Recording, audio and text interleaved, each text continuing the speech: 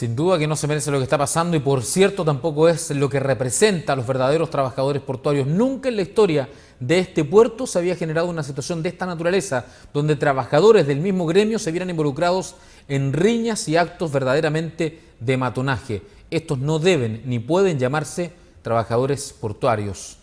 A raíz de todos estos incidentes, nuestros equipos de prensa decidieron tomar contacto con la Fiscalía del Ministerio Público para conocer el curso de las denuncias y lo que ocurrirá a partir de los graves ataques que sufrieron varias casas de trabajadores la madrugada de este viernes. En exclusiva, el fiscal jefe de San Antonio subrogante Álvaro Pérez Verderramo, con Canal 2, despejó todas estas dudas. La entrevista es del periodista Juan Olivares. Hola, buenas tardes. Estamos a esta hora en la Fiscalía del Ministerio Público de San Antonio, en el despacho del fiscal Álvaro Pérez Verderramo, para este caso fiscal jefe subrogante.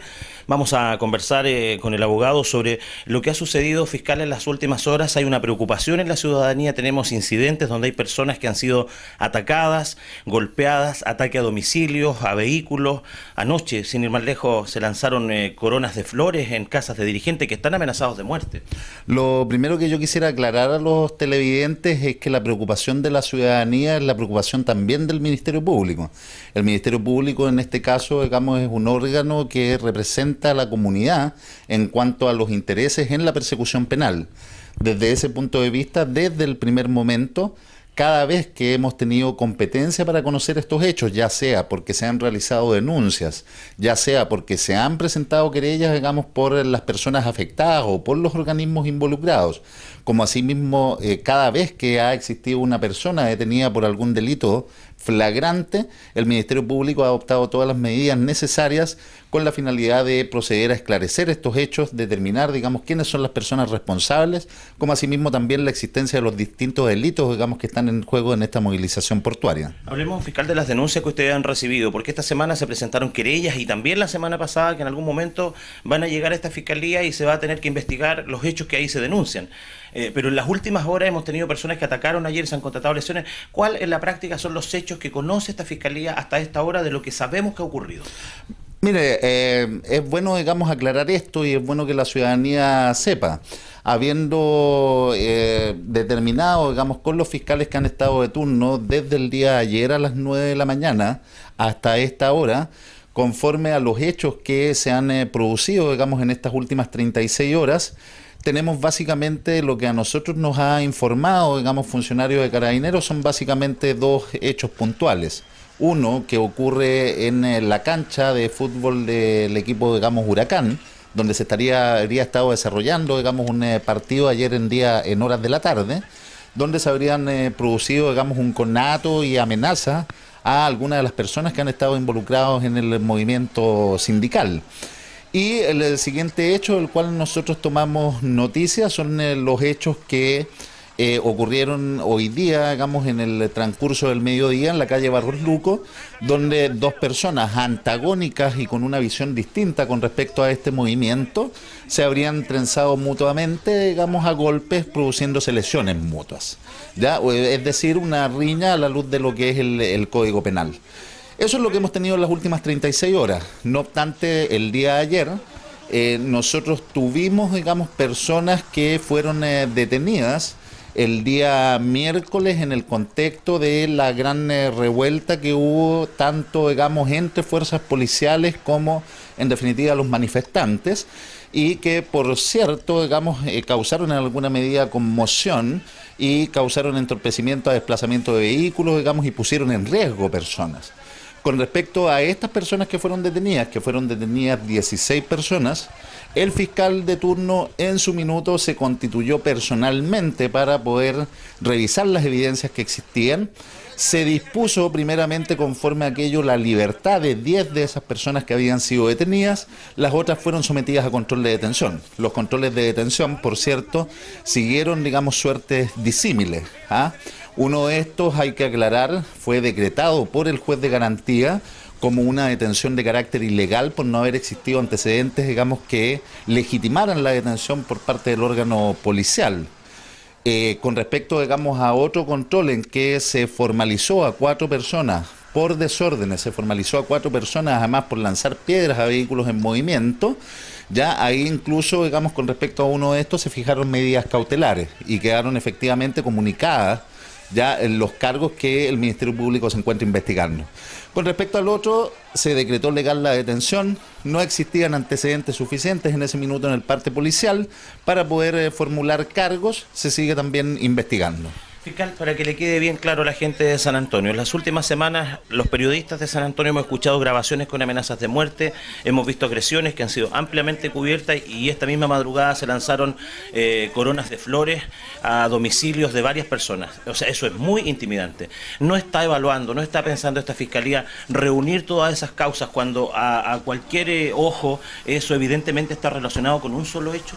A ver, yo lo primero que quisiera aclarar a la ciudadanía es que conforme a criterios de especialización, todas y cada una de esas causas van a ser reunidas en manos de un solo fiscal, ¿ya? Por precisamente el carácter de los delitos que se denuncian.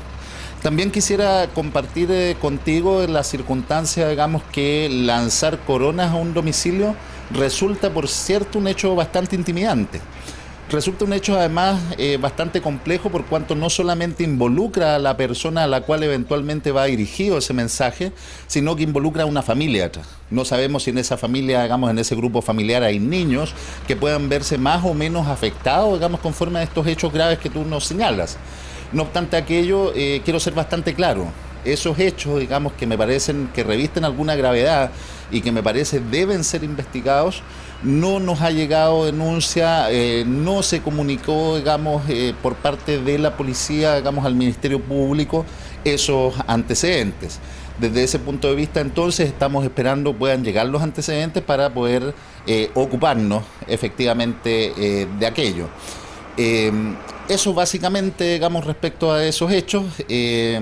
Por cierto, hay que entender en el contexto de las amenazas, que era lo que tú señalabas, que las amenazas desde el punto de vista del tratamiento que da la jurisprudencia, desde el punto de vista del tratamiento que dan los distintos autores que han escrito sobre la materia, exigen necesariamente para que sean un hecho susceptible de ser condenado, susceptible, digamos, de que la persona en definitiva sea sancionada por esas amenazas o esos dichos, exigen que sean y que resulten, digamos, veraces, que resulten, digamos, plausibles, que resulten reales, ¿ya? Por ende, digamos, exige, por cierto, un contexto, exige, por cierto, digamos, causar en quien recibe las amenazas un efecto determinado. Yo no vamos a entrar evidentemente a un debate jurídico porque la ley tiene su curso y para eso está la Fiscalía y todos los organismos auxiliares del Estado, pero ocurre que una de las casas donde se lanzó una de estas coronas es justamente el audio que conocimos de una persona que está amenazada de muerte. Entonces, claro, por eso decía yo que la Fiscalía pudiera reunir todo esto, pero ya me lo contestó el fiscal sí. Y le agradezco. No, sí, básicamente señalarte, digamos, que lo que yo hago referencia a las amenazas lo hago desde un punto de vista, un contexto general, porque la situación en particular que tú me haces referencia, nosotros no la conocemos. Una vez que la conozcamos y la investiguemos, entonces vamos a poder dar una opinión jurídica sobre ese caso en particular, que por cierto, y como tú nos has señalado, tiene bastante relevancia y parece, digamos, bastante grave. Entonces, denunciar e informar a la Fiscalía es la clave, aparece a la luz de todo lo que está pasando. Sí, yo quiero ser bastante claro además con la ciudadanía, no solamente en este caso en particular denunciar e informar a la Fiscalía es la clave. Yo le diría a los oyentes, digamos, que denunciar e informar a la Fiscalía es sumamente relevante no solamente en relación a estos hechos, sino en relación a todos y cada uno de los delitos a los cuales podemos vernos afectados.